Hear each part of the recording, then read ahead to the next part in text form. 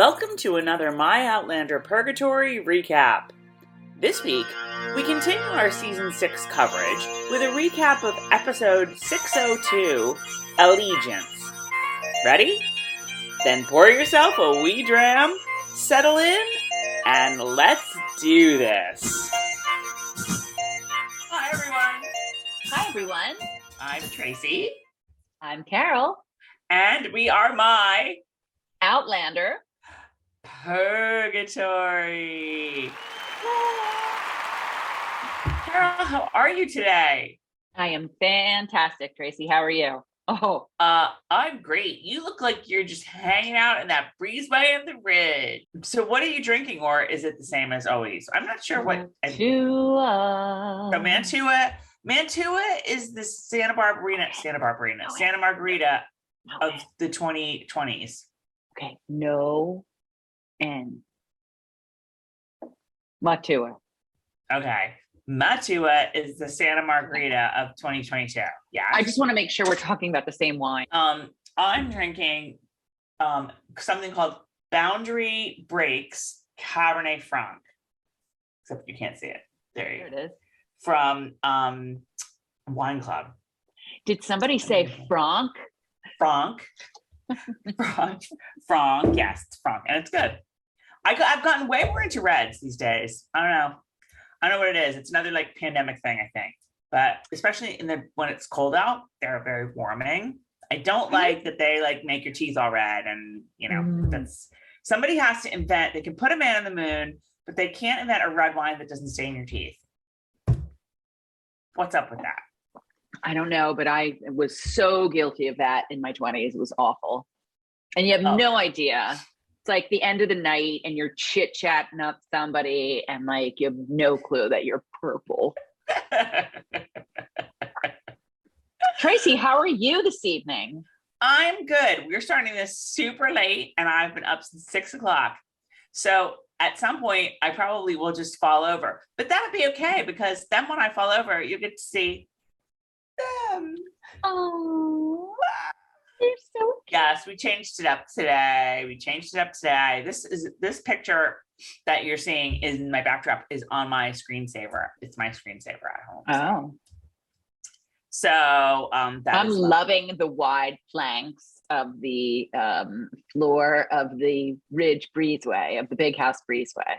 What do you think of the Big House? I'm hearing a lot of people online saying that the Big House is rather opulent for their tastes.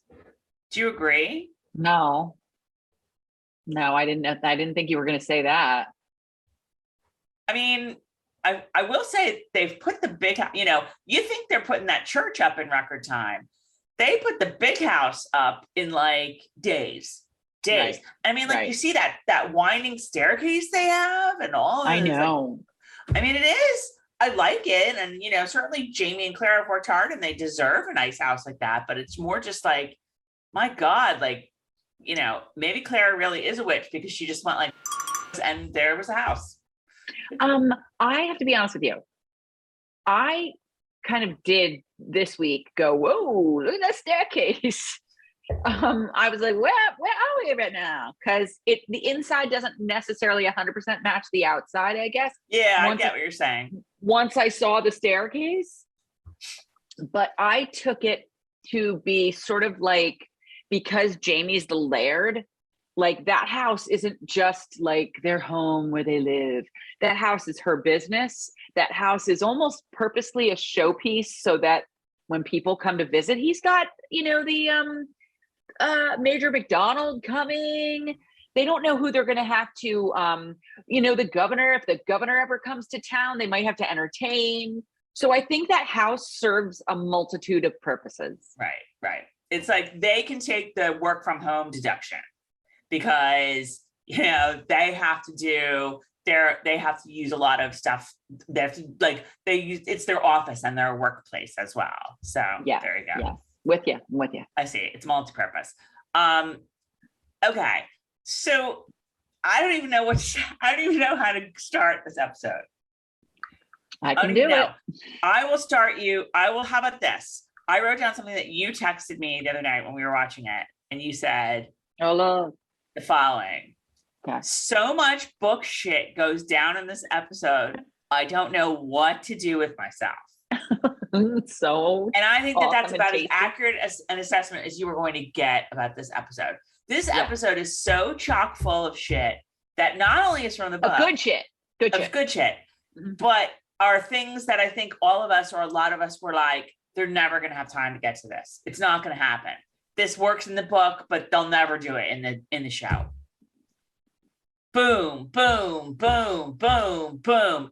Everything. Like, I think we were both just blown away by how many great moments and scenes from the books ended up in this episode. I was like, what am I watching right now? Because I was not expecting this.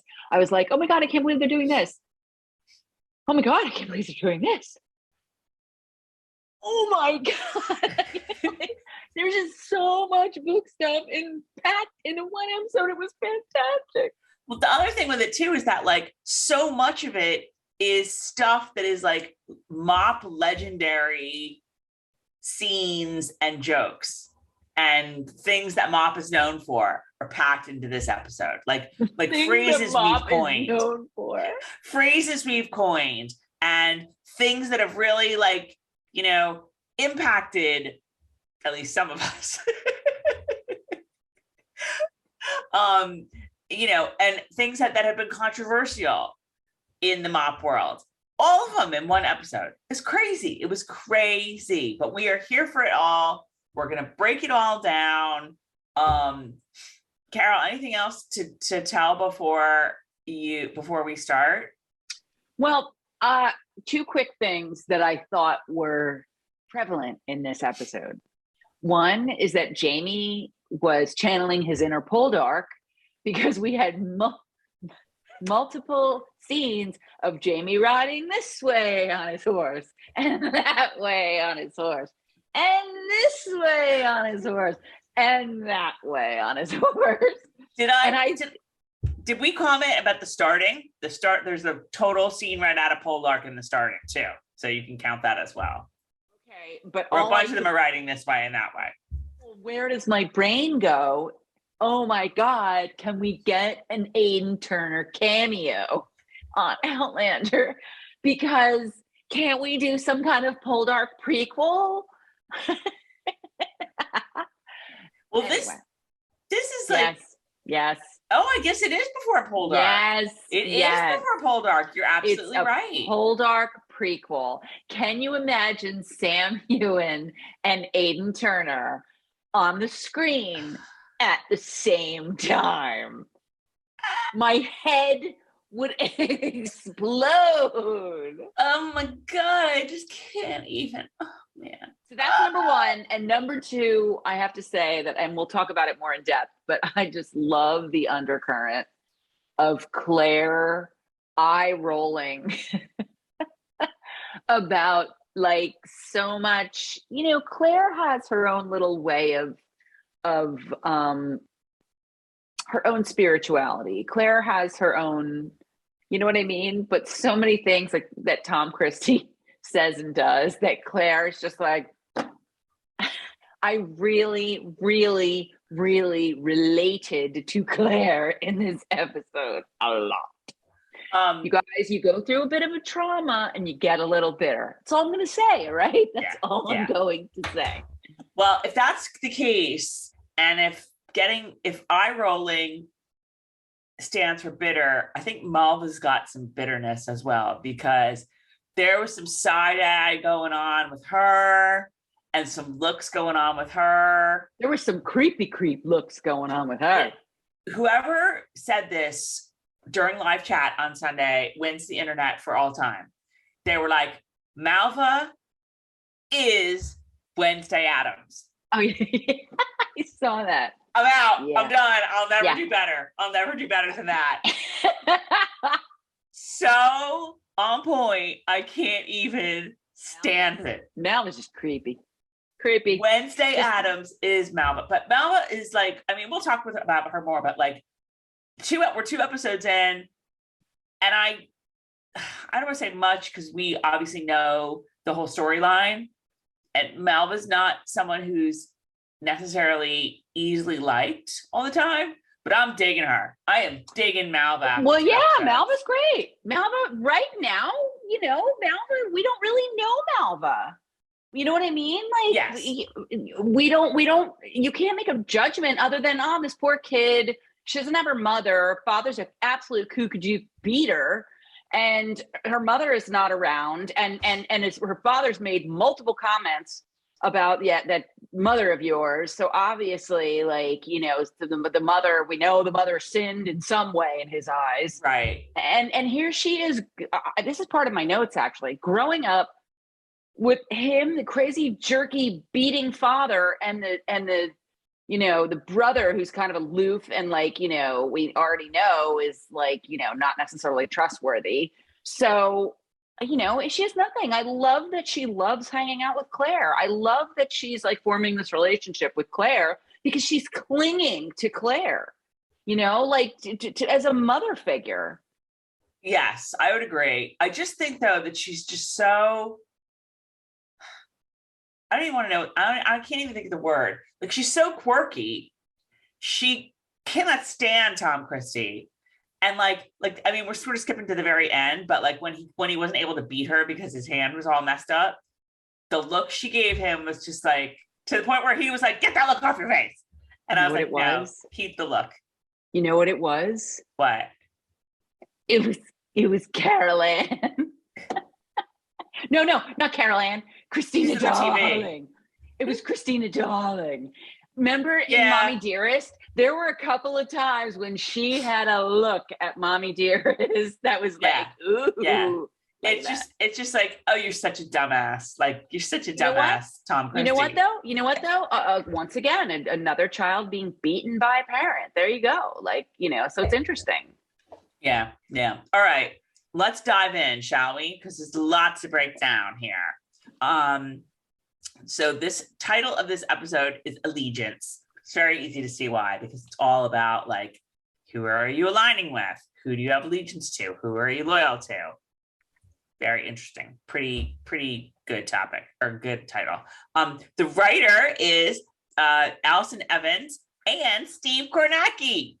So clearly we had charts and graphs and whiteboards in the writing rooms this week. Okay. Ian is going to be loyal to both Jamie and the Cherokee because there's a connection between the two sides. Now, there is a 75% chance that Ian is going to follow what Jamie does, but there's also an outside 20%. You get the drill. I wonder if the writer Steve Kornacki knows the NBC Steve Kornacki. And it's my new dream of dreams to, like, introduce them on Twitter. You know, what did David Letterman do, like, way back in the day? Oprah, Una, like, what was it? Oh, Oprah, Uma, yeah. Oprah. Oh, the hated him. Well, the other funny thing too is we already have a case of dual names, because remember, we have Meryl Davis and Meryl Davis, the skater. Think back to the very first season, right? So this is hilarious to me. I'm sorry, I'm obsessed. So our director is once again Kate Cheeseman, or Cheeseman. And our Easter egg, which comes because we have a cold open, but the Easter egg is Adso sitting on a red coat, which I totally got and I loved, because later on, Major Mcdonald, who wears the red coat, is allergic to cats. Yeah. I didn't quite get it. This is the kind of Easter egg I love, because I didn't quite get it, and finally you had to, like, watch a little bit, and then you were like, oh, that's why I get it. I thought it was more symbolic than that, but it was sort of symbolic too. But anyway, so the cold open is Jamie and Ian riding into camp, and I know Carol is screwed. So Tracey texted me yesterday, and she's like, "Did you start watching it?" And I'm like, "No, not yet. Maybe like another hour or whatever." Well, as I told her what happened, the day one thing went into the other, and, you know, by the time I could sit down and watch it, it was 9:00 at night or something. The very first scene is Jamie and Ian and the Indians. And I literally have written down Jamie and Ian visiting with the Indians, and I'm shitting my pants. So we're going to have to explain this to all the non-book readers. Yes, we will. But there's a couple things before that. So let's go through wait, and then we'll get to that moment. Let's wait. And I'm going to apologize to all of you awesome people that I'm going to keep doing this because I need a haircut and they couldn't get me in. So I'm sorry that I'm going to keep doing this because it's in my freaking face and I should just put it up with something. Keep going. I need a haircut too. You guys have seen me with shorter hair in the videos, and you can see with longer hair in the videos because this is about as long as it's gotten ever. Tell me what I should do. Cut it or not? Tell me. Do one of those cute little long bobs. I'm tempted to do like this, but like talk me out of it if you think it's better this way. Okay. Do you ever just want to like take a piece of your hair and just go like just get I feel like they do that on TV shows when they're messed up. Or it's 16 candles and you're stuck in the door. All right. Okay. So Jamie and Ian meet with the Indians and they talk about guns and the Indians want guns and Jamie's not sure he wants to get them guns. I'm going to say this because I'm being honest about stuff that just bothers me, or that like, I don't know that there's a way to get around the fact that the Indians all like speak perfect English. I know we beat this subject to death in season 4, to death. And I mean, the only thing I can think of is that they would speak in the Cherokee language and there'd be one person translating that maybe does speak English, or maybe Ian can, pick up enough of it that he can translate, or you see it in subtitles or whatever. But it just takes me out of the story, guys. Okay. So we're going to be, I'm sorry, I'm jumping around a little bit because I have this written down later. Am I correct that it was 3 years that Ian was gone? He stayed, he made the decision to stay at the end of book 4, and he came back at the end of book 5. And I don't think it was 3 years. I'm not sure that 3 years went by in book 5. Uh-huh. So you're saying it might have been less. Maybe. I'm going to say between a year and 2 years. You guys tell us in the comments if you know. So how Ian even able to speak that, I don't want to say that good of. Well, maybe remember Jamie's really good at languages, and maybe Ian is too. I mean, I listened to him, and we're going to talk. All right, I'm just going to shut up because I'm going to wait till we get to the scene where it really bugged the bejesus out of me. Go ahead. Well, this is where it bugged the bejesus out of me the most, because like the Canadian, and everybody's, great actors, and clearly all of the casting is spot on in terms of being real native Cherokee, or right. They're First Peoples, really, because they're Canadian, and at least one of them is. And the reason I know that is because that he's like, I don't know what we're gonna do with 8 guns. And I was like, okay, he's First People because he's Canadian. I don't know. I don't want to beat a dead horse. I don't want to belabor the point. For me, it takes me out of the story to hear perfect, that they sound non-accented like English. They sound like they have broken apart their words, but they just got off a bus from Albuquerque. Yes, it's like okay, well, speak in a normal accent, but just talk slower, and then that'll like substitute for. Is it possible that maybe they we need the guys from Twilight who used to complain about this stuff? They would the Quileute, they would tell us the real deal. Is it possible that they're not doing a pronounced accent because it was wrong, and all these years, do you think it's a possibility where they're cutting back on that because they feel like it's been overdone over the decades with acting and portraying Native Americans / Indians, decades ago as how talking like this? You know what I mean? So perhaps they're sort of saying, look, these guys were living here, they were from here and, among the white people and picked up on I don't know. Now, I don't think I'm doing a good job of making my point, but I'm wondering if they are purposely doing it because they don't want to be offensive. I think they're doing it because I think probably having people who understand, I think the native Cherokee language is super hard and not many people know it. And you're not going to find a whole lot of actors to do know it. So it's too difficult logistically. So you're just talking about the I'm sorry, I cut you off. You're just talking about the actors speaking English. I'm talking about the actors. I thought you were talking about the kind of, it's not broken, it's the way they're speaking almost perfect English without accents and then just sort of breaking it up once in a while. Yes. I might have told this in the last video where we talked about this, but I was in a play once where I needed to do a pretty heavy Yiddish accent. He was awesome. Other people did. She won the New Jersey Oscar. Well, it's the New Jersey Tony, but whatever. She cried my eyes out. She was so good. But anyway, so I really had to learn about like how you speak when you are speaking in a language, that is not your first language. Okay. And a lot of people do think that you talk really slowly like this. And it's not that. The way it is like some of the words, I mean, think about like I took Spanish in high school, so I can barely speak it, but I can speak it a little bit. And the parts that I know how to speak, hablo español, now I don't know this one part that I want to say, so I have to think about it for a minute, but I'm not going to do hablo español, da, da, da. I'm going to do da, da, da. What's the word again? Like that's how someone who would be speaking in a language that is not their first language would speak. You mean someone like Ian, who was there for, you're telling me, not even 3 years? Perfectly?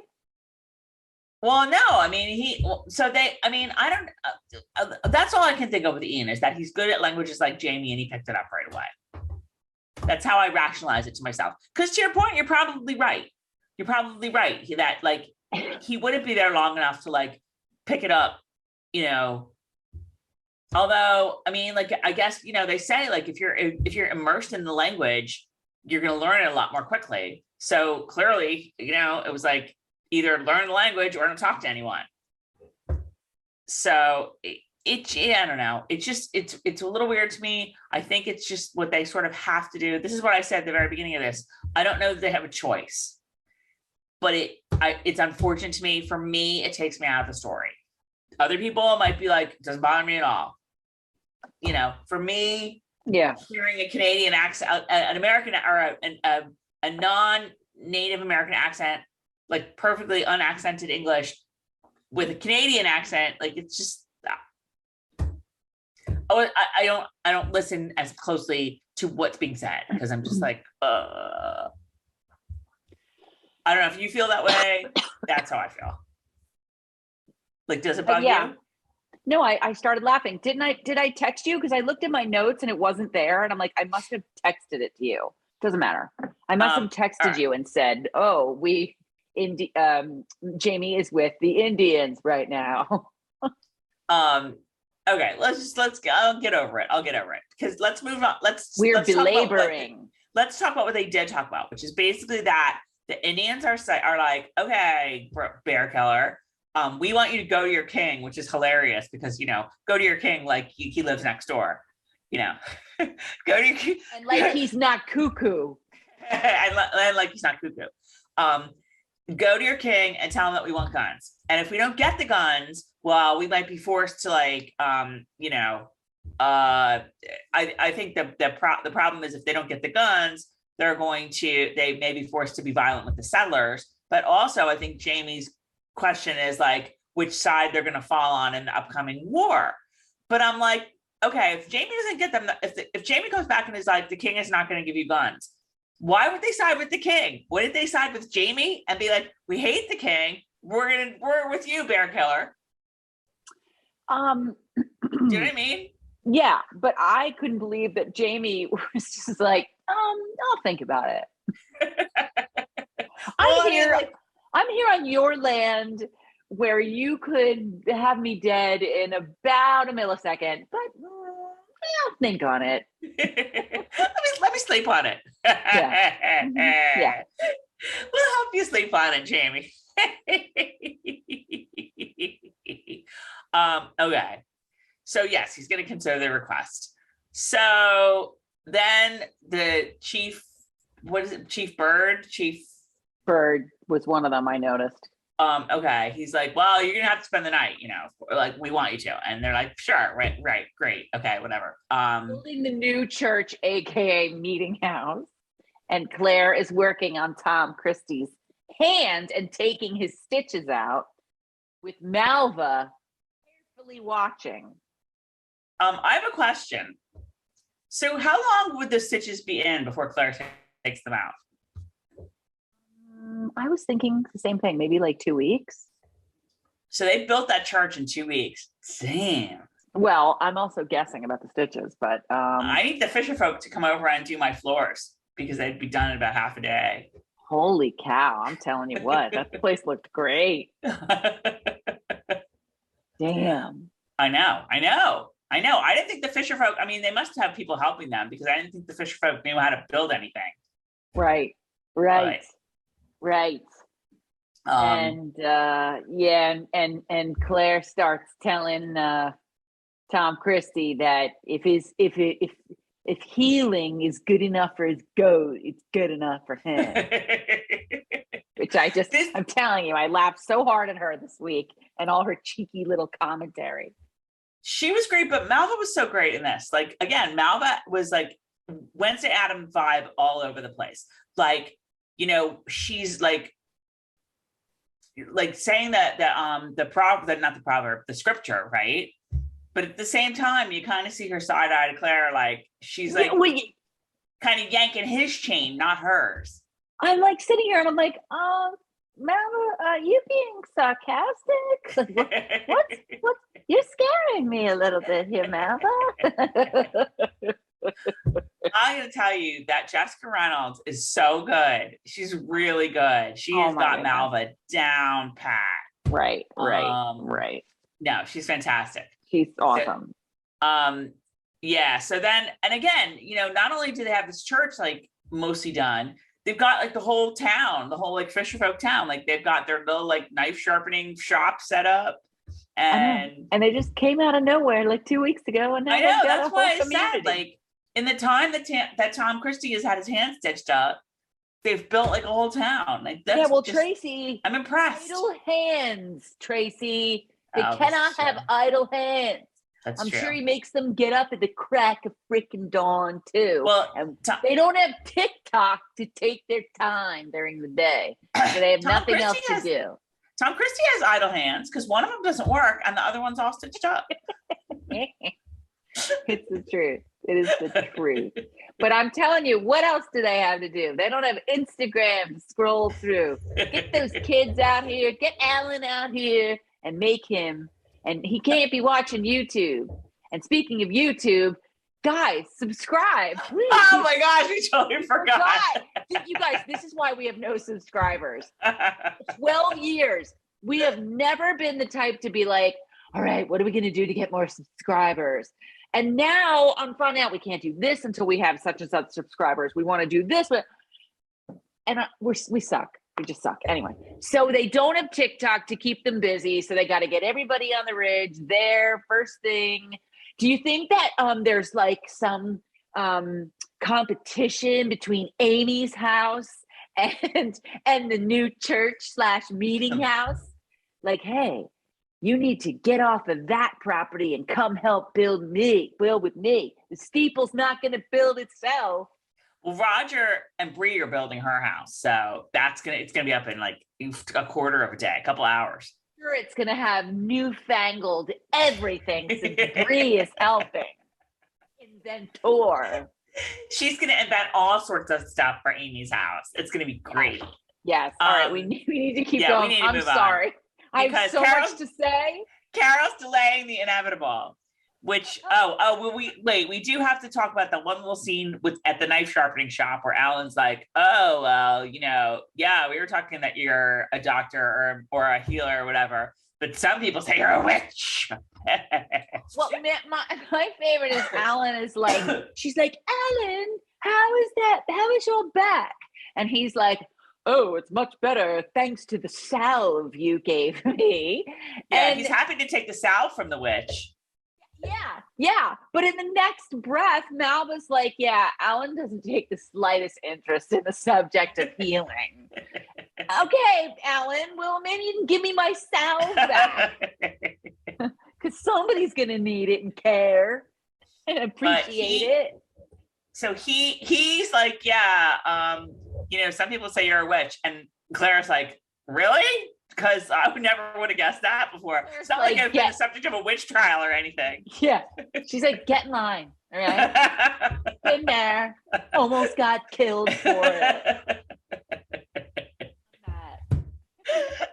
Oh, she's like, oh, Alan, you need to be more original to entertain Claire.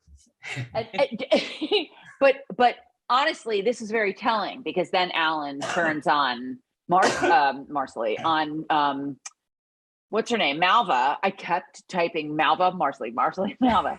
Alan turns on Malva because Malva wants to go help with Marsali's pregnancy. And Claire asked her if she wants to come help. And he's like, no. She's got too much to do. Yeah. Because he is just like his father. And God forbid they let this girl have a life. So you can see why she's given side eye all over the place. All right. I think it's time to move on. Nighttime at the Indian camp. So Carol, so we should say this scene is like right out of the books. So not all of it. I don't know, maybe. All right. Tell.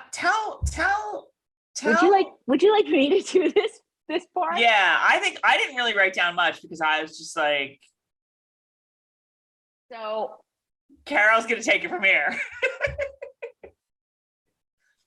So I'm going to tell what happens and then I'm going to tell what my issue was. So the Indian lodgings and, Jamie's sleeping and all of a sudden there's a woman in my bed. There's this woman and she's crawling on Jamie, which who wouldn't? And he's kind of like, I thought he was going to go, Claire. And all of a sudden he's like, I have written down, here it effing comes. They try to get the Indian women, we will say, try to get with Jamie, and he tells them to piss off. But the bottom line is this: they try to get with him, and he's like, Ian, help me. He was like freaking Jamie was Peter Brady, and those Indian women were tarantulas.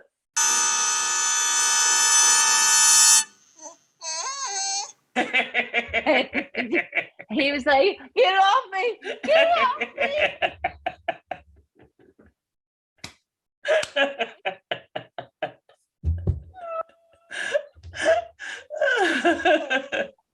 And Ian starts cracking up, and Ian's like, "Oh, there's two of them. Like, she's waiting her turn." And Jamie's like, tell them I'm spoken for. Tell them I'm what was his word? Not betrayed, but I took an oath. Whatever he said. So let me be serious. Use the phrase I loathe. Let me be clear. I loved was done in the show. I have to give kudos, have to give props. No pun intended. I'm going to give props to the show because the show handled it the way I would have handled it. I need to be careful because I'm like, oh shit, am I like shitting on Diana Gabaldon right now? There are very, very few times that I was not happy with herself over a scene, over all the scenes and all the years and all the books. but this was one, as Tracey knows, as some of you know, if you were reading my blog posts 5 million years ago when I read this, I freaked out. And I will tell you why. Because James, Alexander, Malcolm, Mackenzie, Fraser would not even sleep on the floor in the same room as Claire when they met. And in the books, these girls are crawling all over him. And he's like, no, no, no, no. Ian, tell them no. Ian, he's asking Ian what's going on. And I'll tell you one more thing. In show, the story is that, well, they just think you're hot and they just like you because you're the governor's agent, you're the king's agent, and it's an honor and a privilege for them to be with you. So they just want to be with you. The way that it was written in the books was that they were sent by the head chief.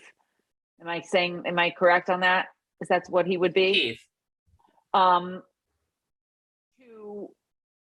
go and service Jamie because that's the way they do things. And I am not, this attitude is not, I'm not here to judge anything that went on in that community in those times. Because Diana Gabaldon always does her homework. So if Diana Gabaldon says that that's the way things were, the women were very free too. And women were also held in high regard in the Indian community as well. So, sometimes you'll see like the Indian chiefs and there'll be an old woman sitting there too. So that's awesome. But the bottom line is I wasn't mad at those girls. I was disgusted in the book, and not by Diana Gabaldon, but I guess by real life, that they were sent there to service him. Like they were property. And what really killed me in the book though, was that these girls, he allowed them naked to climb into the bed with him. And he slept like this all night long because these two girls were in the bed with him. And my point, as I said in my blog post, and you can find it, was kick their asses to the curb. What are you doing letting them get in the bed with you? Tell them no and send them on their way. At the very least, they can sleep on the floor. Hell, let them go do whatever with Ian. He's single. But I was pissed that they were sleeping in the bed with Jamie and that Jamie allowed it because Jamie never, ever, ever would have allowed it. The same way Claire would never have been doing this ether antics and hijinks by herself. Jamie would never have let two naked women crawl in the bed with him and sleep there all night. It never would happen. And in the show, that is exactly how they handled it. He sent them on their way. He told Ian, which Ian, who didn't really know how to speak Cherokee, spoke perfect Cherokee without even stopping once. And told the girls a little white lie, which was that Jamie wasn't comfortable being with them until he gets the goods for the chief and for the elders and supplies them with guns. So sorry, but he's not comfortable doing that right now. So I also leave the door open. I'm wondering if we're going to have any other scenes coming up down the road. But long story short, I was very, very happy with the way that it was done. Oh, good. How did you feel, Tracey? I was going to say, I felt like, I had forgotten a lot. I had forgotten the part where Jamie lets them stay in his bed all night. I totally forgot that. And that is really, I think that's really what pissed you off. It's less about the prostitution aspect and more about the fact that Jamie didn't kick them out. Absolutely. And the weird thing that I wrestle with myself even today is that Diana Gabaldon wrote it.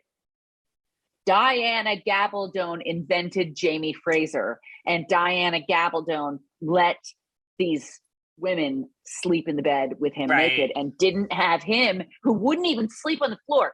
Do we remember something called Outlander? Do we remember the first book? Do we remember Scotland? Does anybody remember Laughter? Well, let me ask you one thing now.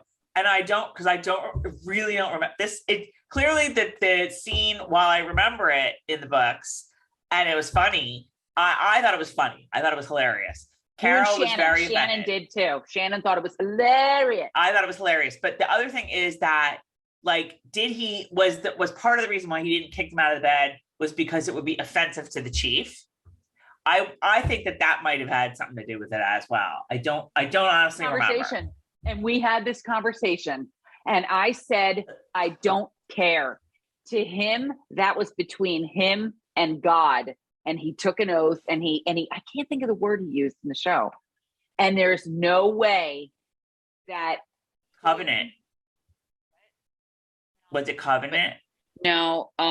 Now I'm seeing Indiana Jones.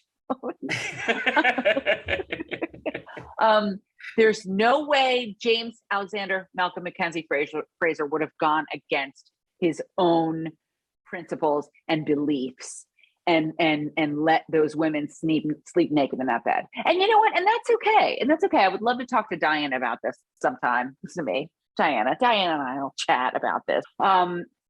I would like to, maybe she would even say, yeah, who knows? Remember Tracey, remember one time we found something one time when we were like, but no, because 2 books ago, she said it happened this way. and she even commented on something and was like, listen, sometimes you forget, Anyway, well, I was very happy, and let it be said again that I was very happy. I'm sorry, I just cut you off again. I was very happy the way the show handled it, because you know me, you guys, I am free with my opinions if I think the show didn't handle something well, and I just want this out there that I thought the show handled it top notch. I would agree. I thought Ian was so funny. The whole thing was funny, but Ian was so hilarious. And like when he gets the girls out and he's just like laughing and Jamie's like, yeah, get that smirk off your face. Oh my God, so funny. So all right, before we move on, I just also have to say that I'm like, you guys, I'm like one of those COVID journalists who's like got the suit and tie on until the camera accidentally shows that they're like in their boxer shorts, because you can't, there they are. There's the sweatpants. It's professional on the top, party on the bottom. I tried to be. And there's also another reason why I wore black, but I'll explain that later. Okay. I'm just going to explain why I wore these earrings, because they were like Chief Bird's earrings. Oh, yes. Both of my kids are friends with a brother and sister whose last name was Bird. So when I heard that, that's why I remembered. And I was like, oh, their last name is Bird. I wonder if they're the Ozarks last name is Bird. Marty and I never remember Lauren Lyle. God. I don't watch that. Laura, you don't watch Ozark? It's so good. I tried, and there was a reason I didn't, but I'll go back. Jason Bateman is just the shit. He's just awesome. He's just so great. I love him. I would like to meet him and just hang out with him. Just be like, let's have a cocktail, Jason Bateman. And if anybody knows Jason Bateman, please let him know. We want to hang out with him. He's just so awesome. He's just like, I want to. He's a life story. Funny. I want to read his life story when he writes a book. That's the book I want to read. Remember when he was on Little House on the Prairie? Silver Spoons, the Hogan family. A million other things. Squirrel. Okay. We got to move on. You are just as squirrel as I am. Next scene is the big house. Okay. So we are at Claire is checking out Marsali at this point. Lauren Lyle, this is the part where we worship her. Lauren Lyle. She's better than Meryl Streep. She's like you're better than Meryl Streep. You're so good. You're so good. Natural. Yes. You're so sarcastic. You're so funny. You're so moving. You have Lauren Lyle. You have the best, like, of the time, I think, Scottish accent in the whole show. She's just so good. She's so good. Like, everything that's coming out of her mouth is making me laugh or cry. Everything. Like this. Boom, boom, boom, boom, boom, boom, boom, boom, boom. So what does she do? Yeah, so Malva shows up and Claire's like, going through checking Marsali out. And Marsali has more bruises. And Claire finally is like, I have to ask Marsali, has Fergus hurt you? Oh, yeah, she kicked out Malva to go. Oh, yeah. I know we called you over here to get a knowledge on pregnant women, but Could you just go outside and run around with the kids? But Marsali is like, hurt you. Does Fergus hurt you? And Marsali's like, no, I beat the shit out of him. I've never been so happy. I've never been so happy in my life because I was like so upset last week with the bruises. Did we not discuss this? And so when she admitted, well, I kind of went after him and he kind of had to stop me, I was like, I forgot that from the book, but that's right out of the book. Fergus, I love you. It's just so great. Like, she's so great. So she tells how, Fergus feels guilty because he didn't defend Claire and Marsali from the Browns, or from the bastard Diana Brown, whatever she says. The whole thing is it's super heartbreaking. She's so good. She's so good. I can't even. That's all I have to say about that. Okay. So Claire is clearly Claire has to go home because she's getting a headache. She feels a headache coming on. She busts through the door. For God's sake, we know what the hell's coming, and we're thinking, for God's sake, couldn't you have invented Tylenol instead? Well, she busts through the door. She goes to get her stash, which is now like in a nice stash box where one would normally keep their stash. But not before she has a Lionel Brown PTSD flashback. Oh, I'm sorry. No, I mean, that's normal. But can we take a minute and talk about Ethergate, as I've begun to call it, and I don't want that to catch on. I want it to be a thing, Ethergate. So, you guys use hashtag Ethergate on all your correspondence. So there was a lot of controversy about that last week. There are a lot of people unhappy with it, but there's also a lot of people, as people on social media want to do, everybody's in big arguments because they're not listening to people. And I think a lot of people are interpreting the people who have problems with the ether as having problems with Claire having PTSD. And I, for one, have to say that is about the farthest thing from the truth somebody could possibly say. I get that Claire has PTSD. And what was their point? What was their point? Their point, like people who have a problem with the ether. Uh-huh. I think there are some people, and there probably are some people who are saying that, Claire would never turn to, Claire's too strong of a woman and she wouldn't need, a crutch because she can deal with her PTSD. They don't even acknowledge that she has it. She can deal with what she has. And she has Jamie, and Jamie's all she needs to, get over her trauma, blah, blah, blah, blah, blah. There's some people who say that, but then there's some people who just have a problem with the ether for the reasons that we do. But then there's other people who are offended by the fact that, people are insinuating or saying outright that Claire is too strong to have PTSD because it makes, because PTSD is a real thing. And of course she would have it because she went through a huge trauma, and give her a break. And if she's going to hit up the ether, she's going to hit up the ether. Mm-hmm. So I feel like, I don't want people to misconstrue the fact that I really have a problem with this ether thing as me saying that I really have a problem with Claire having PTSD, because I don't. I think it's perfectly understandable that she would have PTSD. I believe Bree did. I'm pretty sure Roger did with all these traumatic things. I'm pretty sure Jamie did. I'm pretty sure I do. Well, I'm not being a wise guy. I'm freaking clinically diagnosed. I mean, PTSD is not something to F around with, and it's not something to make fun of somebody for. And I don't never get on somebody for the way they handled. The way you handle your shit is the way you handle your shit, and get off the high horse about Claire, because everybody's got their weak points. My only thing, and I think this is what you were going to say, is that it's the scientific fact of Claire being, what was that line that used to be? Back off, man. I'm a scientist. Claire wouldn't go that route because of her scientific medical background. That is why. It's not that you're judging her or whether she has PTSD or how she should be handling her PTSD.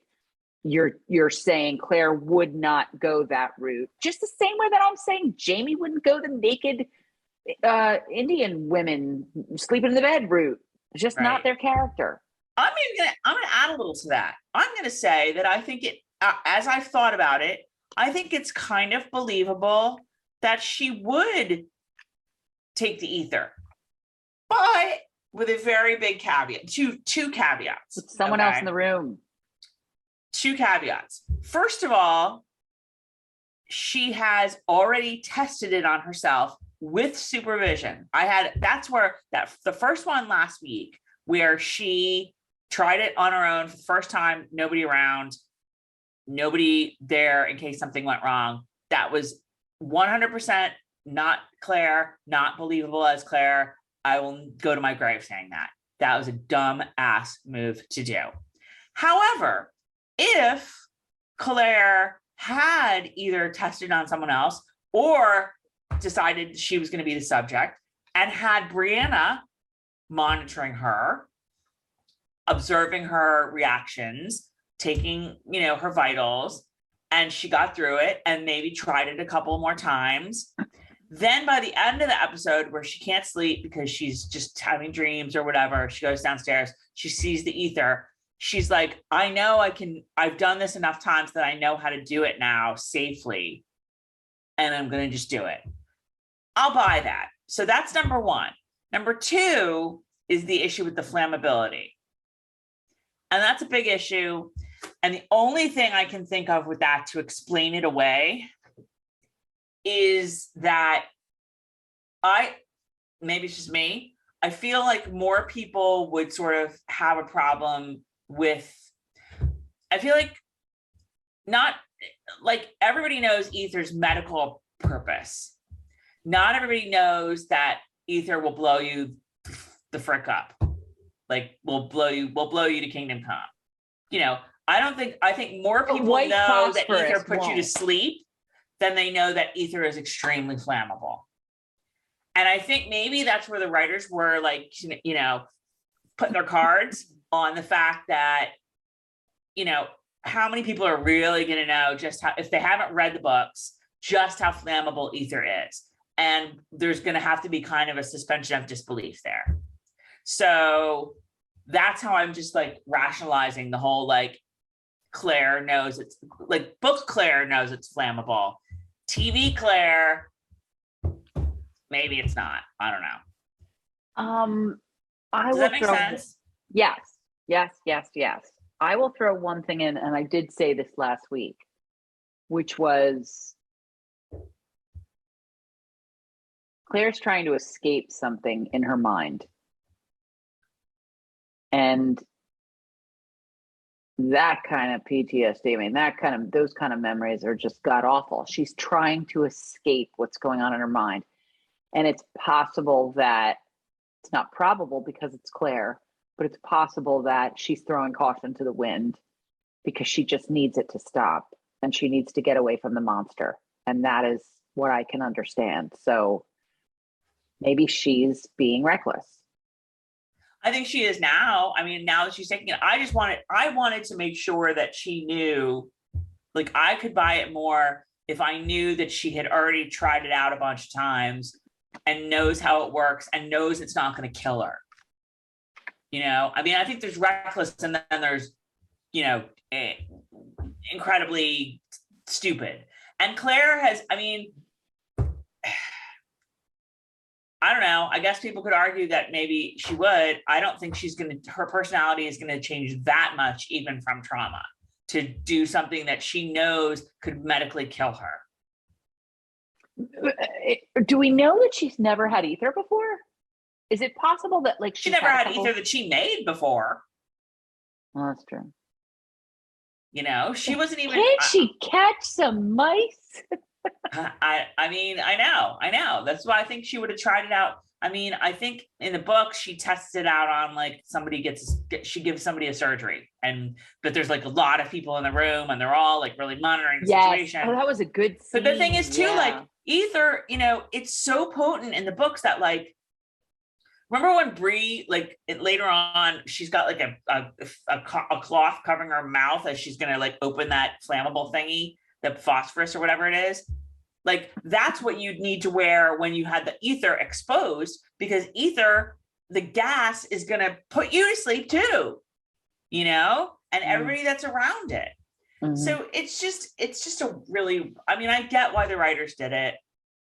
I will say this, like, okay, it only puts Claire to sleep for like 3 or 4 minutes, right? Or does it knock her out for an hour? Because 3 or 4 minutes, I would wake up and I'd be like, damn it, 3 or 4, okay, great, 3 or 4 minutes, fantastic. It's still like, well, she just wants to get away from it's like a panic attack, and you want to get away from what you're feeling at that moment. And what you need to learn to do is wait and be patient, and that moment will pass, and divert, and right. And Claire's taking the easy way out. So but she's taking the easy way out. But I've never been through what she's been through, so I can't speak to that. Right. And I don't know. I think they needed to get her. They needed some kind of like addiction, and I don't know. And they couldn't give her alcohol because that Fergus has that taken, and they couldn't give her, like sex addiction because like it's Jamie, and like who wouldn't want that? And they couldn't give her like a little sex addiction with Jamie. They couldn't give her like food, like Ben and Jerry's addiction, because ice cream even been invented yet? I think it has, but like we'll invent it next week. Don't worry. It's really hard to have ice cream. So what's there gonna be? I don't know that they know about pot yet. I mean, I guess maybe some people do, but that's what Claire should get herself busy. Now you're talking. I gotta think that Claire would be like familiar with some sort of herbs or something that would ease the pain a little bit, I believe you're talking about cannabis. Oh, that's right. She had cannabis already, or she's seen it in season 3 in Voyager. I wasn't being like, I was just being silly. No, I totally forgot about that. When she like I think she got shipwrecked or whatever, and like she got rescued by that priest guy, that crazy priest guy, and his crazy mother-in-law. All right. And he was just constantly high. Do you remember that? No. Father. Oh yes, in the Caribbean. Foggett, or in the Caribbean. It's where Marsali and Fergus ended up getting married. In the Caribbean. Yes, in the Caribbean. Yes. Okay. All right. Okay. We have to move on because we have spent way too long on this. But I just thought it was funny that she's got like her little stash now. Like she's got the nice, pretty box, with all her supplies in it. And she's like this. She just throws it. Get me the hell out of here. Can't she? Well, like you just said about Fergus, can't she just drink like everybody else? For God's sake, no. Fergus is like, I call the booze. Yeah. And Claire's like, so Roger, now we're at Roger and Bree, and Bree is where Lizzie is outside playing with Jenny because God forbid his mother watch him ever. Well, at least we see Jenny. When Marsali moves up to the big house, where do the kids go? Where are the kids like when she's popping out another one? I don't know. All I know is Lizzie better be playing with Jemmy because his parents aren't. I guess maybe the kids, maybe Fergus and Marsali's kids were with Lizzie. I forgot about Lizzie. Just give it to Lizzie. Yeah, she was like pole darking with Jemmy back and forth in the backyard. So yeah. All right. Bree. So Bree's inventing matches, Carol. She's inventing matches with all of the Fraser women are super into like really dangerous shit that can blow you up or burst into flames. I don't know. They're white phosphorus from Lord John. Tracey, she's got it in water. Okay. I love how Roger's like, Jimmy outside. It's like really good mozzarella. She keeps it in water. I take issue with something, and I don't know whether to talk about it now or when they have dinner with everybody. Do it at the dinner. At the dinner. Okay. So then Bree goes out with the handkerchief. So like the white phosphorus, is that supposed to protect her from the fire once she opens the bottle? the flames that are shooting out? Because that looks pretty flammable to me. I would have think she no want like a idea. gas mask and a fire extinguisher. It's like when I'm cooking and I've got a scarf on and I'm like, shit, I gotta watch it. This thing could totally go up. I know, but she's got it like all over her face. I don't really have a scarf here, but like, you know, like, I don't know. Yeah. I didn't get it. So But- Jamie's home. Can we But move Roger, Tom Christie. Say what? Roger spoke with Tom Christie, who mentioned that Adam Crombie's Oh, that's right. mother-in-law died. Hiram Crombie's mother-in-law. Yes, and he's going to be leading the funeral service that Bree was. I feel like Bree's like shitting on him. She's like, why do you have to do it? Like, can't he do That's it? true. I thought I wrote that down. Yeah, she kind of was a little bit like, she did look a little Dismissive. like nose bent on the joint about that. Like She don't like it. Really, She doesn't like it. yeah, but I think maybe that came later, that maybe it was at that dinner where she was like, oh yeah, that's gonna happen. So here are matches. I'm in matches. Woohoo! Yeah, I kind of yeah. I think you're right about that. So Jamie's home. Oh Lord, is he home? I have to say, it cracked me up that he like totally tossed the coat onto Mrs. Bug, Miranda Priestley style.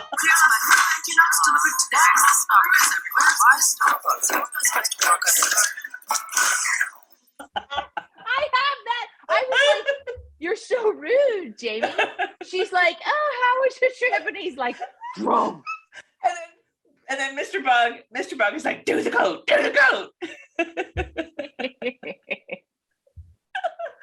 Oh my God. I never in my life thought that I would compare Jamie Fraser and Miranda Priestley in the same sentence. But there you go. Thank you, Steve Karnacki. Jamie is over here. Miranda is over here. And they're totally connected. I literally have, he's so flustered, he throws his coat at Mrs. Bug and runs up the stairs.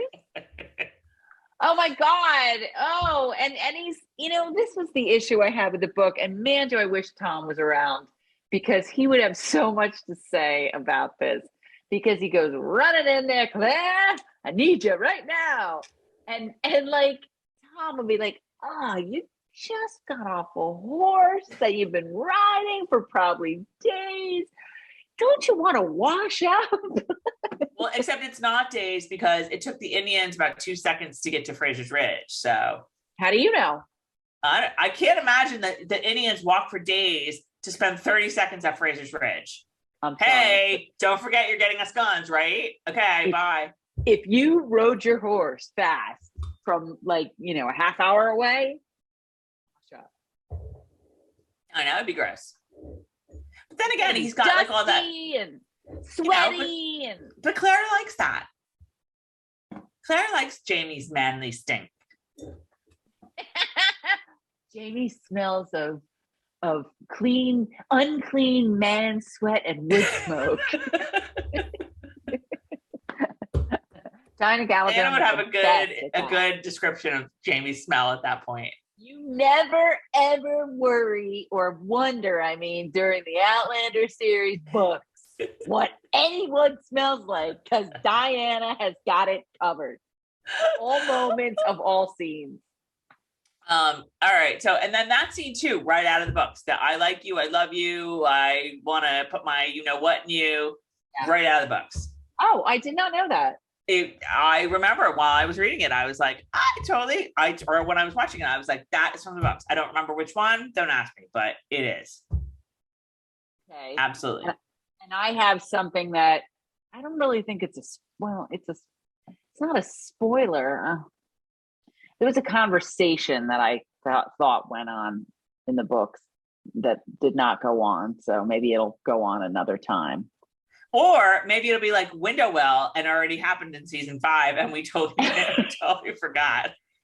Well, just last week we're like, Window Well, it's coming, you guys. It's gonna be so great. And everyone in the comments was like, it already happened last season. And all I can say is pandemic brain, you guys. That's all I got. So you never know. Maybe they already had the conversation and you're just forgetting. Do you understand what conversation I'm talking about? No. basically about his trip. Oh, well, I don't know. I mean, I don't think they're going to have that conversation because nothing really happened. That's true. Claire sort of That's finds true. out like that, you know, sort of what happened with the Indian women and thought it was very... hilarious. Oh, she did? Hilarious. And I was even more pissed and incensed that she would think of, but then again, she wasn't the one with the morals, with the crazy morals. Not that they were crazy, but you know, with the high morals like he was. Anyway. All right, so Major Mcdonald shows up there. He's like, you know, they're talking more about the Indians, and you know, the Indians don't want settlers, and Major McDonald's afraid, like, how are they gonna react? What are they gonna do? Da, da, da, da. Then he's like, achoo, achoo, achoo. And then you get like he's allergic to cats. Adso was sitting around there in his coat, whatever. Yeah. There you go. I found Ian's it funny. chomping at the bit to say something about the guns. Who, Ian? Yeah, because Jamie's just like, oh yeah, they whatever, and Ian's like, aren't you gonna say something? Well, here's what I thought was funny of all of this. So Jamie's all asking Claire about, and it's so typical too.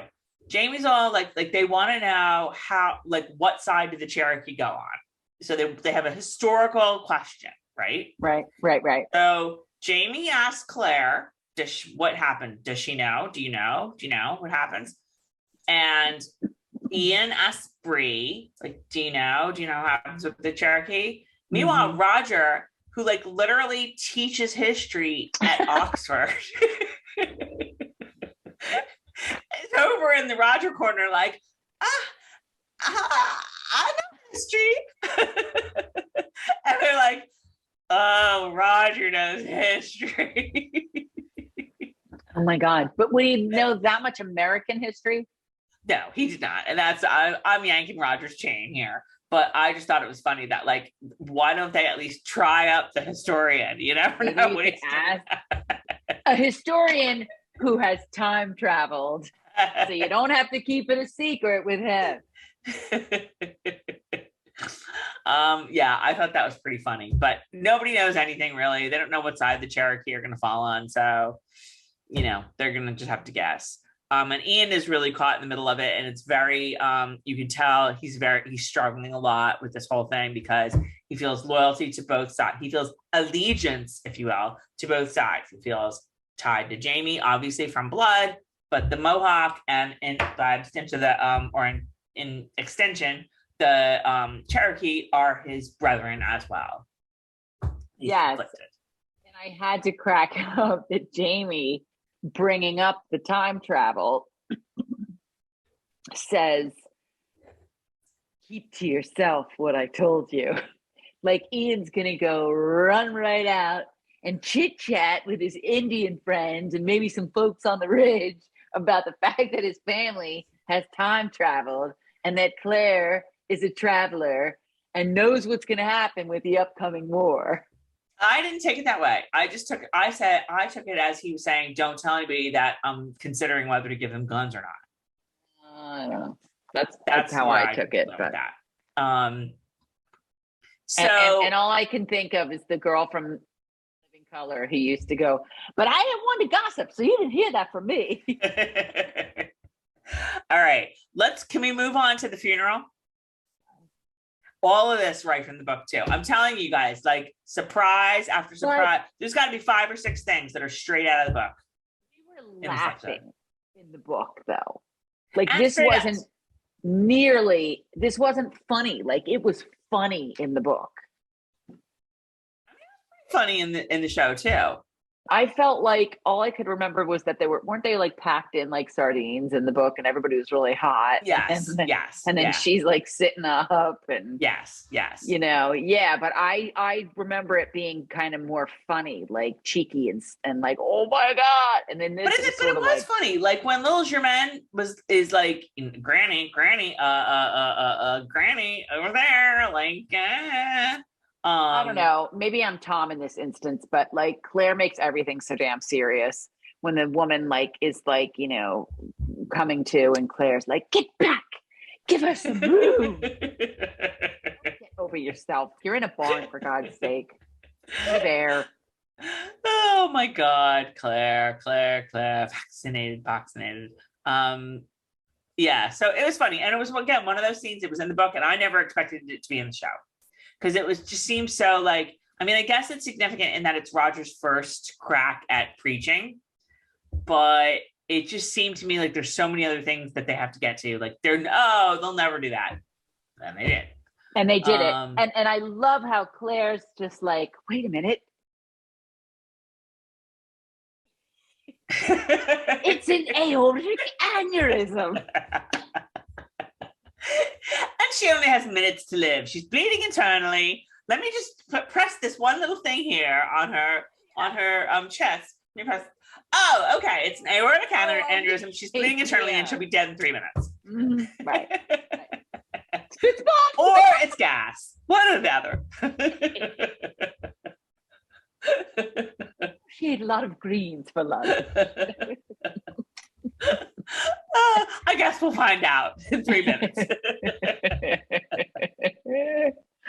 It was just so funny the way she did that. Like she was just like looking under the hood of a car. Oh, we need windshield wiper fluid. Okay. I know. Are you curious about a sin eater and how you get that job? Because it looks like a pretty good gig to me. You get fed, you get paid to eat. Really have written down. I want to know how you get that sin job. Have it written down. And then and if you could maybe provide a little olive oil along with the bread. Oh my God, great minds think alike. I was totally like, I'll go around town and eat bread off everyone. What are the qualifications for being a sin eater? Like, do you have what's the prerequisite? And why doesn't he get to eat dinner? Wasn't he the one sitting with which kid was it? Oh, it was Jemmy. Like chit-chatting with Jemmy when No, but I thought the same thing. That was Mr. Bug. That was Arch Bug. Oh, I thought it was him. I was like, what's the sin eater because it's right the next scene. And I'm like, what the hell is the sin eater doing talking to Jemmy? What's the sin eater doing eating the sins of a live woman? I gotta look into that. The same thing though. But yeah, I really would like to be the sin eater. And I think you're on something with that olive oil. Sure. All right, let's move on from that. Because we are. Can't we at least have some wheat bread? Can't we have a little 12 grain? Well, I told you, like, if you throw in the olive oil, I'll knock 10% off my fee as a sin eater. Maybe a little cheese too. A little cheese. Yeah. You know. I'm sure those sins were a lot more than just a little bread there. and a little something to wash it down. All right. Let's move on. Okay, so it's dinner time and we get a good dinner scene. Mrs. Bug shows up a lot in this episode. She actually made something. She made some neeps. It's all good. Lizzie is serving. I was a little surprised that Lizzie is a serving girl here. I guess so, but I didn't really think about her like serving them. Lizzie, I feel like Lizzie will always be sort of the indentured servant. She's like Alice from the Brady Bunch. I guess. She's like part family, part maid. I guess. So then comes the Brie Smackdown. Oh my God. Which is like, Bree's like, guess what, everyone? Oh, this was the funniest thing I ever saw. Guess what, you guys? Oh my God, you're with child. Oh my God, she's with child. Wait, that's all true. Get out the good. Yeah. Everybody's like, no. Bree's like, no. I made matches. And she's not even like, she's like, they're called matches. Like, they're called matches in the 21st century. Like, what? Wouldn't you just call them like little lighting sticks or? Kept wondering what. I knew the word plagiarism wasn't right. I kept wondering what word we should be using for a girl who stands up at dinner and looks at everyone and says, I've invented something. think you invented matches, number one. And number two, I don't believe Claire has ever. I know Claire's done stuff like this, but she's never been like, I invented ether. You know what I mean? Like Brie is just so full of herself and is all, I invented something. And I'm sitting here like, no, you don't. Well, she gets her comeuppance because everyone's like, oh, it's like Flint. Marsali is like, never had a problem lighting a fire. Great. It was so great. She just gets smacked down from here to Kingdom Come. And then Claire's like, oh, darling, I'm very proud of you. And Jamie's like, yeah, I'm proud of you too. Like, not like because he is, just because he like feels like he, you know, he's Team Marsali in all this. I'm sure of it. He's like, well, what's the point? What's the point? I don't get it. They all have to. Oh, excuse me. I'm so sorry, you guys. They all have to pacify her. Just be like, there. That's so good of you, Bree. Gold star for you, Bree. Where you did something with all those little drawings. So that was pretty hilarious. And Roger gets an offer to preach at the Tom Christie church / meeting house. And I think that everyone, like, that's where Bree, I have that written down.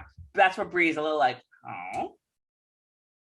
And Bree has a little puss on her face. Like, she's not really thrilled with that. Bree's like, hey, if I'm not going to get praised for inventing magic, then Roger's going to get zero praise for preaching. All he does is read some prayers.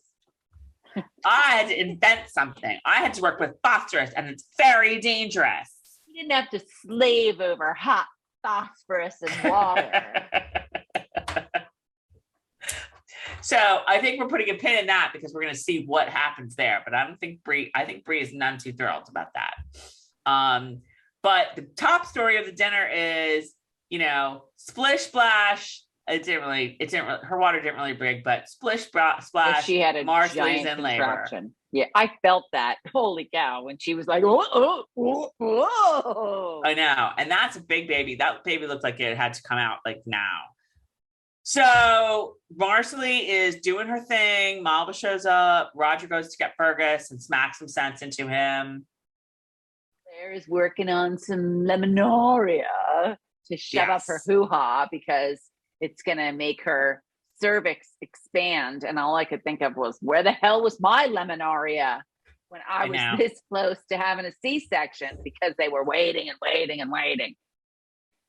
and like you just said, Fergus, Roger, I see this horse off in the night racing, and I'm like, oh, it's Fergus! And next thing you know, it's like, oh, that was just Roger. So, but he gets to Fergus's house, and Fergus is just, you know, hammered. And he's all like, oh, she's so nice. But then Roger like verbally smacks him all over the place, like, you know, man up, like, go do your duty. Roger was hot. Goes. Didn't you think Roger was hot when he was telling Fergus, like, what is wrong with you? Oh, and the Scots was just like coming out of him like left and right. He said, Marsali needs you now. I wrote it down. No. In thick Scots. But I think he verbally sobered Fergus up, because Fergus is drop dead sober when he walks in that room, and also drop dead hot. But you know, also drop dead dirty. I have some things to say about that. This is my other scene. I know. Now we get to the point, you guys. Now we get to the point where I know we've said it on one of these recaps at some point, and you guys are always like, what are they talking about? Carol, what is the scene? This scene is straight out of the books. And what name did you give it? And that will henceforth be known as? She was having herself a little Fergus Lamaze. Fergus Lamaze. Which No, go ahead. I was just gonna say, which we had some t-shirts back in the day, which we will be resurrecting. Yeah, you guys, we're second coming of the merch is happening. Go check out myOutlanderPurgatory.com. And once we get enough followers or enough subscribers on YouTube, I can put it on there too. Yes. But yeah. So we will have are you confirming we will have merch ready on Sunday? Well, yeah, yes. Probably. Okay. I don't know. Hopefully we'll have it all, but yeah. Are you kidding me? As it comes to me, I write it down. There it is. I have to say, I never in a million years expected Fergus Lamaze to be on the show ever. I mean, if you lined up all the things that were on the show today, Fergus Lamaze, I don't know if it's my least expected thing from the book, but I was stunned. I was like, oh my God. At what point did you know we were getting Fergus Lamaze? I would like to say when Roger went and got him, I hoped, but I mean, when he walked in there and whatever he kept saying, like, well, he starts rubbing her belly, right? No, before that, he walked in and he kept saying something in French, or he kept saying like, "How are you, Mon?" Whatever Cherie. He calls her. Yeah, and I was like, and then he goes over there and starts rubbing the belly, and I'm like, oh! I mean, the extent to which we got Fergus Lamaze, I was like, oh, we are really getting Fergus Lamaze. Oh I know. We got all of it. And everything from like the whole, everything he said was right in the book. The whole, in the brothel, like, one will do this courtesy for the other one, and blah blah blah blah blah blah blah blah blah blah blah blah blah. It's all from the book, and it's all good. I was so thrilled. I was so thrilled because I really didn't expect to have the extent of Fergus Lamaze that we got. The only thing that took away from it for me was, come on, like, his hands were filthy. And I just like the same way that like the way the Indians are speaking in the scene takes you out of the scene. I can't enjoy Fergus Lamaze, and Fergus is disgusting. His hands were dirty. His face was sweaty and hot.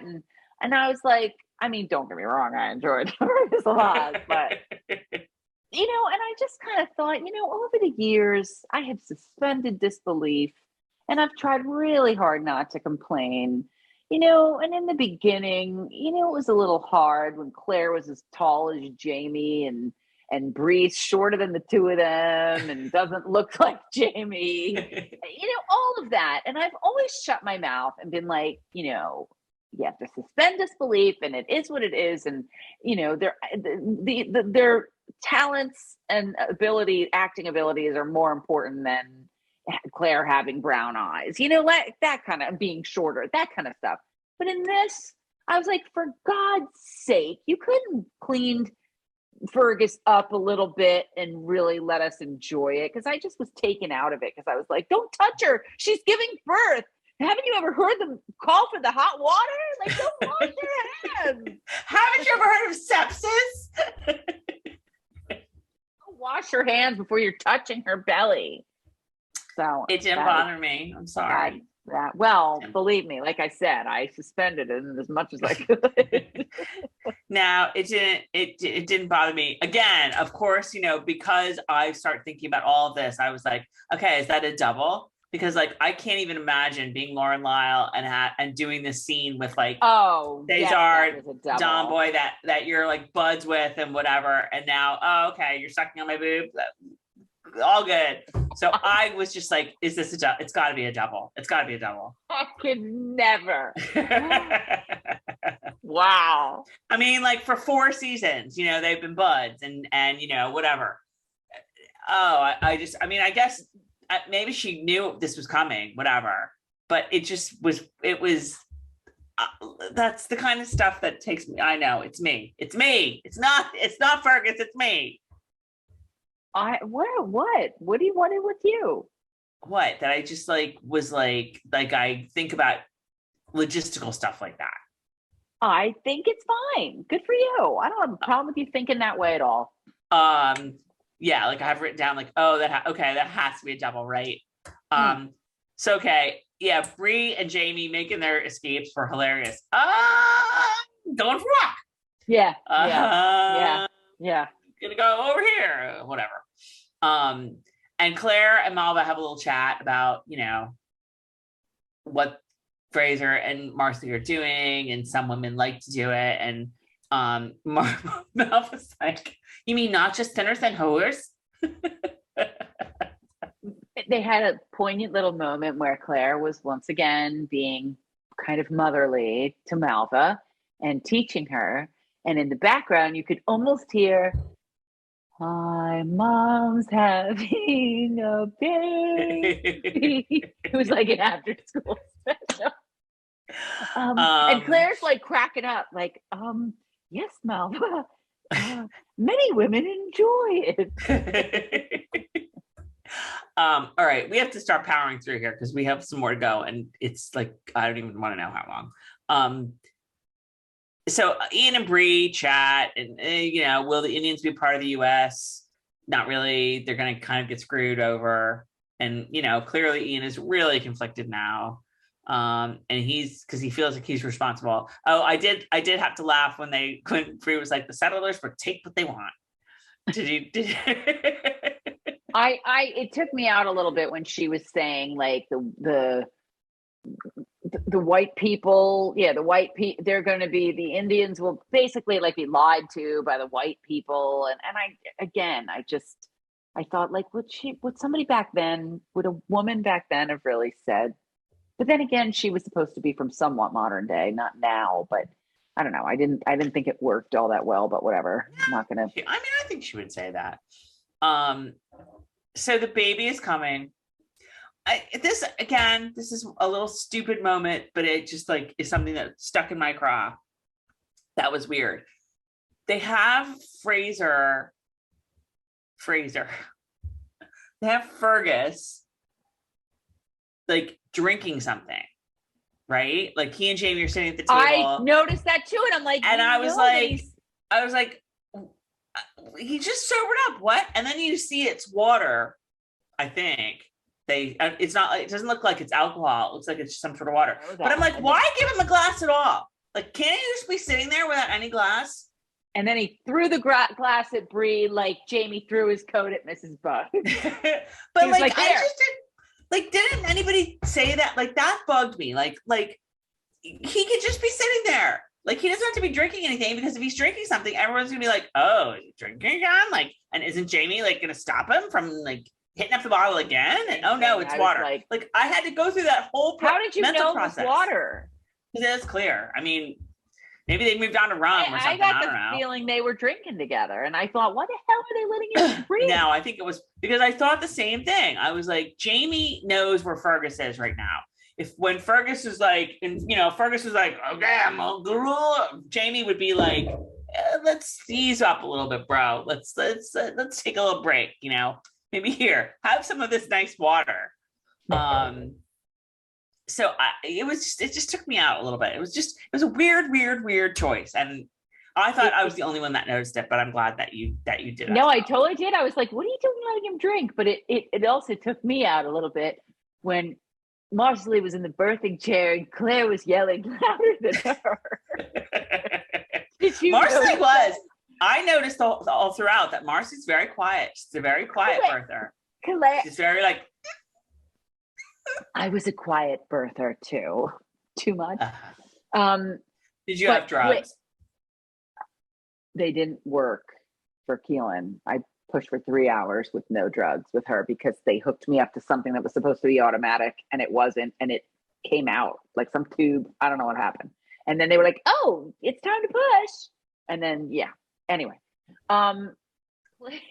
Claire's yelling, okay, 1, 2, 3. And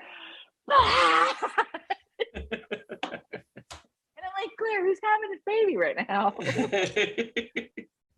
But the baby comes, and the baby Henri-Christian, and again, baby Henri-Christian, I didn't think they were going to explore this storyline either. In fact, I think I might have told the dip that no, there's not going to be any problem with Henri-Christian. They can't put this in. They're not going to have time. I was remembering this with the dip, with that article we did, and I was like, I couldn't remember if I even went there, because I was like, I don't even know. I didn't know what to think. But before you say that, I had to laugh that Marsali was like, never again, when Fergus came in. And I'm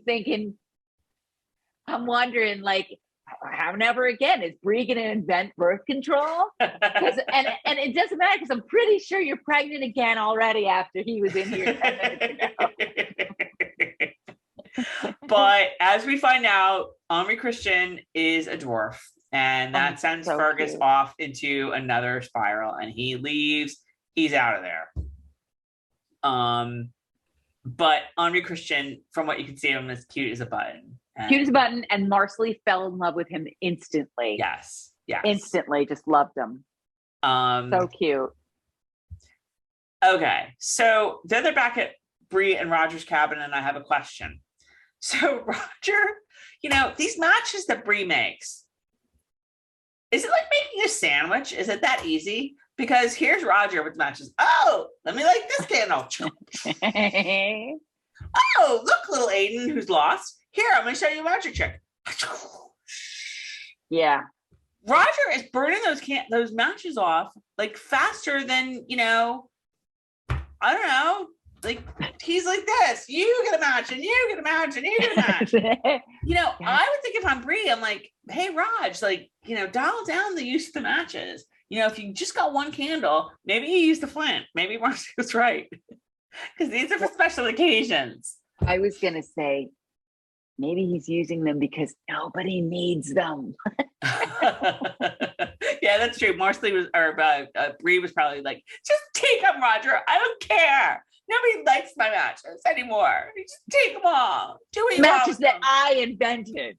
I invented.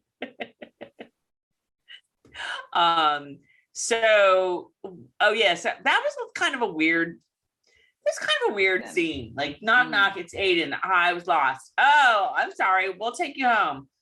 Here's a magic trick. Bye. Was the purpose only to burn off another match? I didn't quite get it, but I don't know. The Roger and Bree scenes have been very good in that the two of them have a lot of great chemistry. They're very cute together. I like both of them. Yeah. But I don't know if we've gotten a really great Roger and Bree scene yet. They're sort of like filler a little bit, I have to say. Yeah. I don't know. That's just my impression, but yeah. But maybe, I but there's potential for storyline with them, with this whole Roger as preacher thing and Bree as no one likes her inventions thing. All right. Moving on. Mm. So the Cherokee show up. And they're not, I don't think they're on horses. Wait, sorry. Where's Mr. Bug headed with Kezi? Oh, yeah. Mr. Bug and Kezi are off. I skipped that part. And Kezi had a little moment there. Yes, listen, I did see. And she'll she'll make sure that Kezi's brother Joe stays out of trouble. And that Kezi's she will. Like, will you miss me? And I'm thinking, I know I would. So cute. And Jamie, the Cherokee stopped by for a visit, and Jamie's like, yeah, I'm not going to ask about the guns. And the Cherokee are like, okay. Well, once again, not only before it was, I don't know if I'm going to, now it's, I decided not to. And the Cherokee are like, okay, I decided to put a spear through your head. We'll let you know when that's happening. So there's that little scene with Jamie and Bree. And they talk about Jamie's not happy about the Tom Christie house, the church progress. And so Jamie goes to see him. They have a little chat. And the two of them are like, I'm just like, oh, for the love of God, just like, take your jackets off and duke it out already. to fist to fist. Jamie, aim for his left hand. Or is it his right? I can't remember. They can both say the same thing. Yeah, they just have to go, or like make out and then you'll just resolve all of it. Like whatever. I don't know. They clearly have to resolve the differences some way. I don't quite get when Jamie was like, so Jamie's point is we don't want to favor one religion over the other. So this shouldn't be a church, it should be a meeting house. Right. And then he's like, and remember, you're a Freemason. So does that mean that like Freemasons support everyone being equal and being treated equally? Are you asking me? Yes. I think it was more of free from, he said at Ardsmere last week, like politics and religion. Yeah. Like, yeah. That sounds believable. But the big takeaway with this conversation was Jamie was like, if I ever hear that my wife is being talked about as witch, there's going to be hell to pay. Yeah. So at that point, Tom Christie's really mad. And unfortunately, Malva is the one that he sees first. And Alan is standing. Alan's just always eavesdropping. Alan's like this with the saw, like. And then what? Oh no, I thought I skipped something, but I didn't. And then Tom looks at him and he's like, "We got song, I swear." And then he goes up and goes to see Malva. Should be making butter, and she's not. Yeah, that scene was really great because again, Malva, like we said at the beginning of this recap, like the look on her face when he couldn't beat her, when he couldn't hold that beating thing. She's just like, darling. What I wrote down is Malva's look is like, you pathetic piece of shit. It was just so great. It's so great. And to the point where he's like, wipe that smirk off your face. Yeah. Wipe that smirk off your face. And she's like, no. Okay, here it goes. You're like,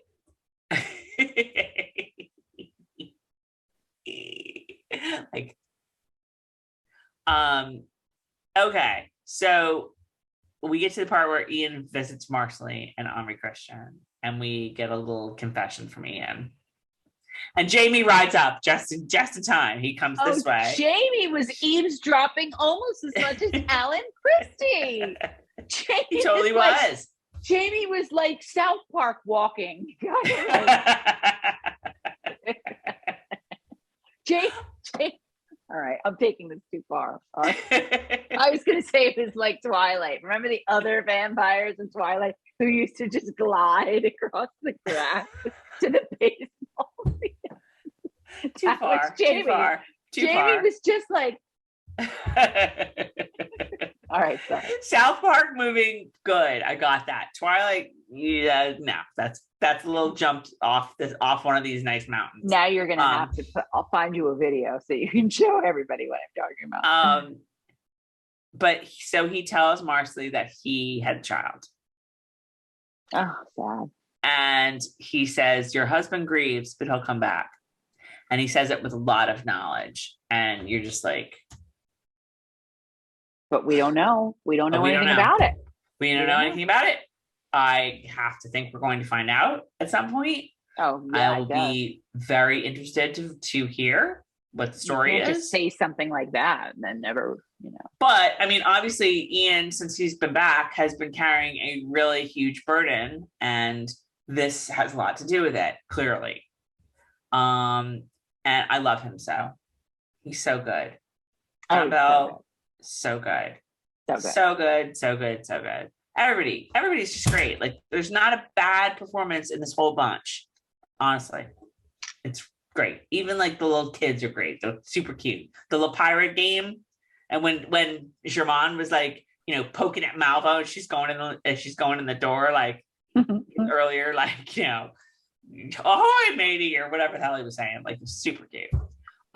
So Tom Christie is knocking at the door, and he's gonna have the surgery because God has said this is why this woman is here to, you know, operate on your hands. Yeah, and this Claire's is why God brought you into my life. Yes, and Claire was just like, literally was like, all right. Yeah. Claire's like, yeah, God, he's pretty smart. You know, he like knows, like whatever. So there you go, and he's gonna get surgery as soon as the other. I don't know. The stitched up hand looked like it was pretty bad. Like it looked like it was leaking. It's all something. Bleeding and stuff. And she think it was like, a salve that she put on. Another salve. A salve. Salve. I don't call it salve. I call it a salve. Well, Alan Christie calls it salve and pronounce. Well, that's what they do in Scotland or in the old country. See, I don't know. Maybe he took Alan's salve and salve. All I know is he had a thing around it that was all bloody, and I thought, well, how? Well, I thought it was pussy. It looked infected. Like, isn't Claire worried about that? Oh, she'll just pour some whiskey over it and call it a day. I mean, you know. So he's gonna have the surgery. So we might get a test run of an actual patient on the ether, if Claire has any left after all of the snorting she does of it. After she feeds her you know, her need for it. Yeah. How come she's not growing penicillin anymore? She's such a. That's a good question. It's old hat now. She's just got a bread in jars. They made so much of it the first time. Remember, she had like Mrs. Bug making like 40 dozen loaves, and they were all over the place, growing mold. So maybe she's got it all stockpiled somewhere. And what kind of dosage do you give someone? Here, take a quarter of a piece of bread, or the sin eater is going to eat it. Wait, no, Sin Eater, that's the penicillin bread. And the Sin Eater would be like, well, the dude is dead, so clearly it didn't work. And the Sin Eater's like, no wonder I haven't been able to sit down lately. That cough went away. All right, we're at the very end. Jamie's at his little desk. He's got his little glasses on. Yeah. And he's writing a letter, and it is to the governor or the king or whoever, saying, like, recommending that the Cherokee get the guns. And it's all because of Ian, they are his family. Jamie feels like he needs to support Ian. The conversation about Ian's child, like, really moved him. And so the Ians are Indian's family. The Indians are Ian's family, and therefore Jamie is connected to them as well. And he's going to do whatever he can to help them. Mm-hmm. Yeah, you're forgetting one thing. What? Jamie told Claire what he heard while he was South Park eavesdropping at the bar. Now he tells Claire that, well, Ian told Bree. Was it Bree or Marsali? Marsali. Ian told Marsali that he had a baby, you know. And then he once again said, but I'm not one of gossips. You didn't hear that from me. And that's it. We get the little drops of wax. We get the stamp thing, which I think is so cool. I wish we would go back to like correspondence like that, because I would like to have a stamp myself. And a little symbol. Tracey, you and I were so in tune this week. I thought the same thing. I thought, now, isn't it interesting how not just Outlander, but a lot of shows, really, they took their time in dropping the wax, you know, and then they show that stamp. And I thought, you know, you had a stamp. Your family, your life, your clan, you had a stamp. I want a stamp. I want a stamp too. I want like a little, maybe I'll have it on a little logo and like my, you know, it's like an email signature, but I have a little stamp on it. That's cool. I have a P-Touch. I do have a P-Touch. Carol used to work at Brother, you guys, and one Christmas, we all got P-Touches for Christmas. Like every one of us. Me, third sister Jill, my mom. Did you actually give mom and dad their own pee touches? I don't remember. I wouldn't have given them each a pee touch. But it was, I mean, talk about Oprah. That really was you get a pee touch and you get a pee touch. But you know what's so funny about that is it's not like I got them at work. Like I had to go out and buy them. I still have mine and I still use it. The only thing was I probably knew about like some deal somebody was, you know what I mean, having. And yeah, pee touches are awesome. Eddie I know, Yuki. I still use mine. Eddie Yuki invented the pee touch. There you go. All right, we're done. We're done. So I think this is another really great episode. We've got 2 great ones in the bag. Carol, what do you think? I think so. I think they're bringing it this season. I think they are bringing it. And I'm like, what else is coming? This is episode 2 of 8, and we had like 4 different major book situations. I know. So like, more than that, what's next? If the book readers don't love this episode, go home, because this is straight out of the book. This is straight out of the book. They were like, take pages, cut up A Breath of Snow and Ashes into a bunch of different things, paste them together. Okay, here's your script. Here's your sides, people. Like, have at it. Except for the Indian women got kicked out of the room. And I love the writers of the show for that. Love them. Bye. Yeah, bye. It was they handled it very well, I would say. Tracey, your hair is looking so clear tonight. Oh, thank you. Except it's a little gray. Well, it is looking clear because it's a little gray. Why do you think it's looking clear? You've got the curls and a little bit of gray. I think it looks good. I think I need to do my 24 shampoo dye again soon. But yeah, tell me in the comments, you guys. I'm leaning towards getting a cut, but push me over the edge. Put a picture in the video of you with, or they can just go look at the videos, and then it's one less thing I have to do. I'm with you. I'm chopping. I don't have time. We don't have time in Scotland to be blowing our hair, curling our hair, doing all that, letting it dry by itself. Don't have time. All right, you guys, let us know what you think in the comments. Subscribe to our YouTube channel. It's super easy. It's so easy. And in fact, this week, I think we're even going to have a little button that you can press, right, Carol? It's going to be right down either there or there. It's right here. And I've already put it in. It's in the first week's video already. Oh, well, la-di-da. So all you have to do is click that and subscribe to our channel. Please. Please follow. Go on mylandpurgatory.com. Follow us on Facebook. Follow us on Twitter. Follow us on Instagram. You guys, guess what? Breaking news. We just joined TikTok. Look us up. Friend us on TikTok. Tell us what to put up there, because I was gonna say, don't look us up yet because we got nothing going on TikTok. He just had to use TikTok. Like, send us a video, like tag us in a video. I know how to use TikTok. What do you mean? Really? You've never made a video? Yes, I have. They're just private. Yeah, but I'm friends with you on TikTok. They're private. Nobody can see them. Oh, well, share them with me. I'll share them with you. They're silly, but yes. My kids know everything about TikTok videos. They can help too. All right. So the TikToks are coming, you guys. TikToks are coming. I don't know what else we're on. I think we're on Pinterest. We're on Snapchat, but we never use it. I thought of something else I thought we should get on, but I can't think of what it is. So, oh my God, too much social media. No, this was really good. Care, do you? Something tells me that not a lot of you guys are like, get on TikTok. You know what I mean? Because these guys are probably like us. Like, that's what's TikTok. I love it. I love TikTok. I would say everybody should be on it. It's great. But I have to go to bed now because I am super tired. Me too. And I got a kid upstairs who's got to be up and out in the morning, and I'm yelling and screaming about TikTok. So you guys, thank you for once again hanging out with us. And thank you for sticking around with us. And we hope you made it through this whole thing.